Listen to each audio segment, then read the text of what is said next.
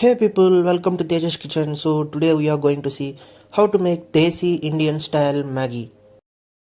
So first take a pan and add 2 spoons of oil in it. So once the oil is heated, add 1 onion sliced and 1 green chili sliced and saute it for 2 minutes on medium flame.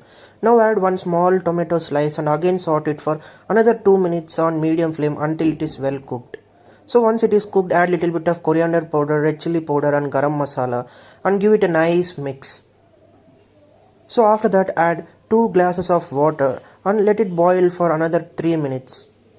So once it is boiled, add pinch of salt and the Maggi masala into the water mixture.